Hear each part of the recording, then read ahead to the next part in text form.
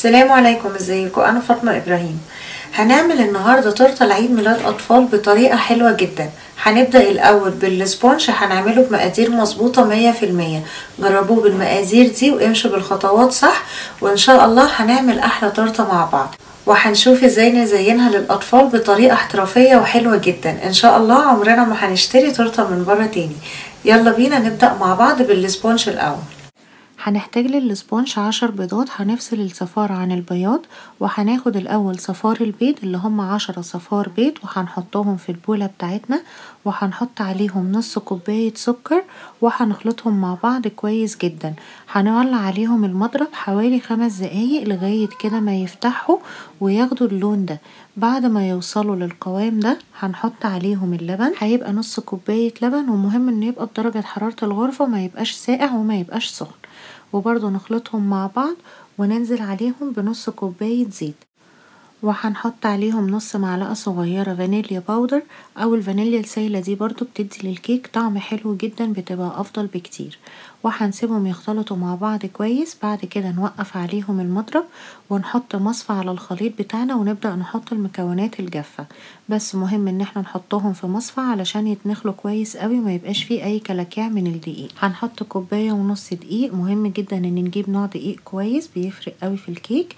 وهنحط نص كوباية نشا، وهنحط معلقة كبيرة بيكنج باودر، وهنحط ربع معلقة صغيرة ملح، وممكن برضو نحط نص معلقة صغيرة بيكنج صودا، برضو بتدي قوام حلو للكيك. ونبدأ بقى ننخل الحاجات دي علشان نتأكد ان الدقيق ينزل كويس وما يبقاش فيه اي كلاكيع في الكيك، وناخد قوام كويس. ونولع برضو عليهم المضرب تاني، ونضربهم كده على اول سرعة لغاية بس الدقيق ما يبدأ يختلط كويس مع المكونات السايلة. مش عاوزين ان احنا نضربهم جامد، يدوب بس يختلطوا مع بعض وخلاص. على كده نبدأ بس نقلب الجناب بتاعتنا علشان نتأكد ان مفيش دقيق خالص موجود لسه تحت مدبش مع الخليط او على الجناب. ولما يوصلوا كده للقوام ده تبقى خلاص جهزت معانا. نبدأ نعمل البياض بتاع البيض. مهم جدا ان البولة اللي هنستعملها تكون ناشفة ونضيفة ومفيهاش ولا نقطة مية علشان البيض ما يفصلش معانا. وهننزل ب10 بياض البيض، ونبدأ نضربهم على سرعة وسط. ولما يبدأ يعمل كده بابلز او رغاوي، نبدأ ننزل عليهم بمعلقة كبيرة من الخل، وبرضو نضربهم دقيقتين. وبعد كده نبدأ ننزل بالسكر بتاعنا بالتدريج. هنا هنستعمل باقي كمية السكر اللي هي كوباية وربع.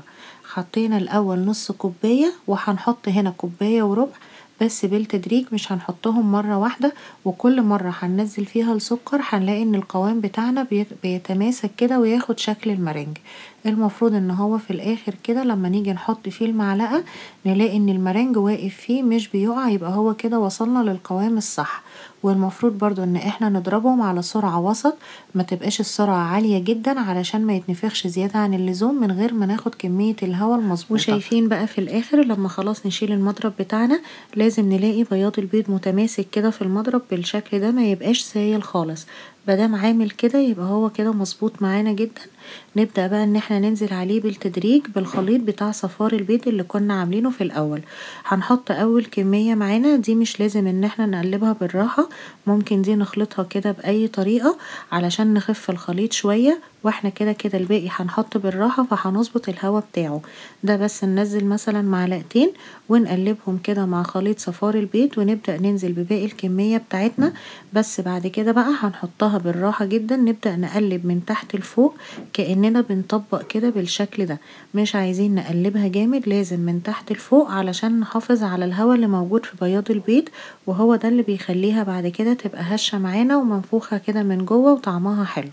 النقطة دي هي اهم حاجة برضو في الكيك. وهنلاقيه في الاخر القوام بتاعه بيبقى سايل شوية، ما بيبقاش كده متماسك زي الكيكة العادية. السبونج الفرق بس ان احنا بنلاقي القوام في الاخر سايل كده شوية بالمنظر ده. ده كده مظبوط جدا. نبدأ بقى نجيب الصواني بتاعتنا. اهم حاجة ان الصينية اللي نستعملها تكون مش بتلزق، او نحط فيها ورقة زبدة بالشكل ده، وممكن كمان نرش ورقة الزبدة عليها شوية زيت. والصينية اللي هستعملها دي مقاس 25، في مصر بيبقى الصينية مقاسها 24 تقريبا، بتبقى كده مناسبة جدا للخليط ده. ممكن ان احنا نعملها على صينية واحدة برضو هتبقى كويسة، وصينية 25 او 24 هتاخد الخليط بتاعنا كله. وممكن ان احنا نقسمهم على صينيتين. انا بس هقسمهم علشان تبقى اسهل ليكوا بعد كده في التقطيع مش اكتر، فانتوا تشوفوا الاسهل ليكوا اعملوه على صينية واحدة او على صينيتين، الاتنين هيبقوا كويسين. هندخل دلوقتي الكيك بتاعنا فرن يكون سخن على درجة حرارة 180، وهنسيبهم على 180 اول 10 دقايق. بعد كده هنوطي الفرن ل 170 ونسيبهم من 30 ل 35 دقيقة لغاية ما يستووا. وادي الكيك بتاعتنا بعد ما طلعت من الفرن، شايفينها كلها سوا واحد. هنشوفها بقى من جوه ازاي هشة، بس هنسيبها دلوقتي تبرد خالص. اهم حاجة في الكيك انه اول ما يطلع من الفرن ما نقلبوش، علشان الوش بيبقى لسه طري وممكن يتشال ويبوظ لنا الدنيا. فهنسيبها كده خالص لغاية ما تبرد حوالي ربع ساعة، وبعدين نقلبها ونشوف هنعمل ايه مع بعض. هنبدأ بقى دلوقتي نقلب الكيك بتاعنا، بس الأول لازم نمشي كده بالسكينة من الحرف بين الكيك والصينية علشان نتأكد ان هي اتفكت من الصينية كويس ومش هتلزق معانا.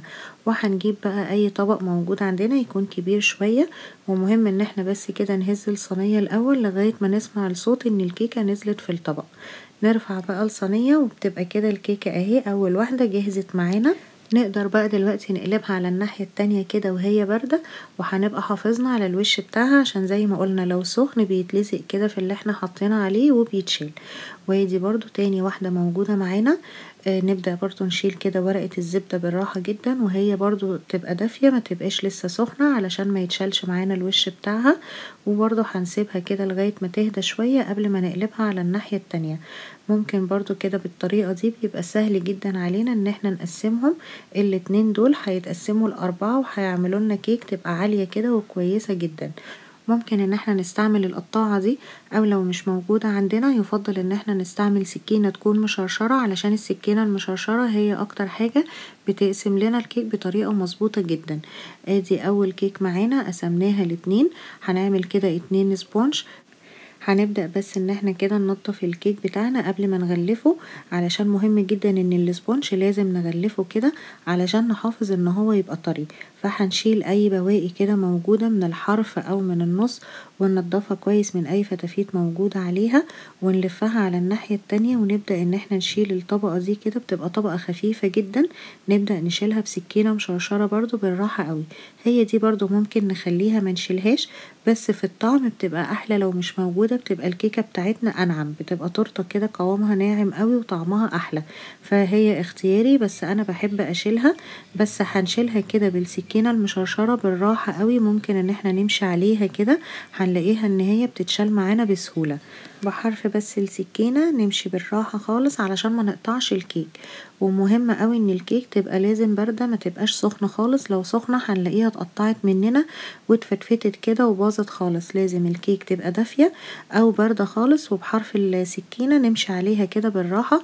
وفي الاخر برضو ننضف اي فتافيت موجودة عليها زي ما قلنا علشان برضو يبقى قوامها ناعم جدا. بعد كده بعد ما ننضفها نبدأ بقى ان احنا نغلفها. مهم قوي قوي قوي ان احنا لازم نلف الكيكة وندخلها التلاجة. هو يفضل تبقى ليلة كاملة، بس لو مستعجلين قوي مش اقل من ساعتين 3 علشان تبقى متماسكة معانا كده، ولما نحط عليها الكريمة نلاقيها ماسكة كده كويس فوق بعض وما تبقاش بتتزحلق مننا. وبكده نبقى خلاص خلصنا الاسبونج بتاعنا. الخطوات اللي قلتلكوا عليها هي صدقوني فعلا بتخلي الاسبونج ناجح جدا. نمشي على الخطوات بالظبط وان شاء الله هينجح معاكوا قوي. ودي تورت انا كنت عاملاها قبل كده. برضو هحطلكوا اللينك بتاعها في صندوق الوصف لو تحبوا تجربوها هتعجبكم جدا. كان معاكم فاطمة ابراهيم. لو عجبكم الفيديو بليز اعملوا له لايك وشير وكومنت، وهستنى تجربوها.